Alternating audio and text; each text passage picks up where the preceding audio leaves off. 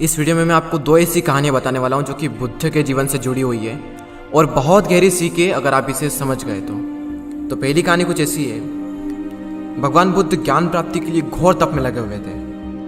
उन्होंने खूब यात्राएं की, घने जंगलों में खूब साधनाएं की, लेकिन फिर भी उनका मकसद पूरा नहीं हुआ। उन्हें आत्मज्ञान की प्राप्ति नहीं हुई और एक दिन वो निराश होकर, डीमोटिवेट होकर सोचने लगे, यार मैंने इतनी तपस्या की और मुझे अंत में कुछ भी नहीं मिला, अब मैं आगे क्या कर पाऊंगा।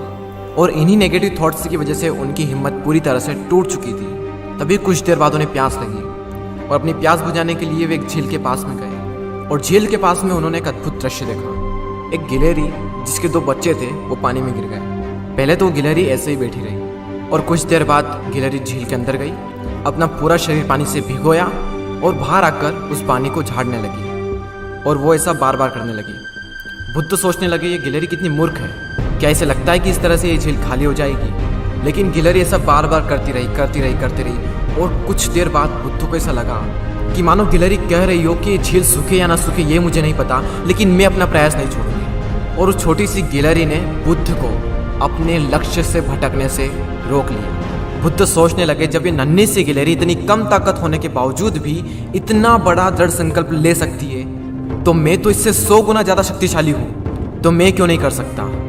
ये सोचकर बुद्ध फिर से अपनी साधना में लग गए और अंततः उन्हें ज्ञान की प्राप्ति हुई।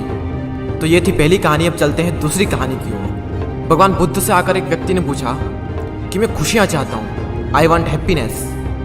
तब बुद्ध ने कहा कि तुम्हारे प्रश्न में ही तुम्हारा उत्तर है। सबसे पहले तुम अपने प्रश्न में से मैं को हटाओ, यानी आई को रिमूव करो, क्योंकि अगर तुम खुद के ही बारे में सोचते रहोगे तो क्या खाक खुश होगे। अब बचा क्या, खुशियाँ चाहता हूँ, वांट हैप्पीनेस। तो इसमें से चाहत को हटाओ, वांट को रिमूव करो, क्योंकि ये तुम्हारा डिज़ायर है। जिस दिन तुम्हारी सारी इच्छाएं खत्म हो जाएगी उस दिन तुम पूरी तरह से खुश हो जाओगे। तो इस चाहत को खत्म करो और अब जो बचता है वही खुशियाँ हैं। कमेंट करके बताइए कि आपको कौन सी कहानी पसंद आई।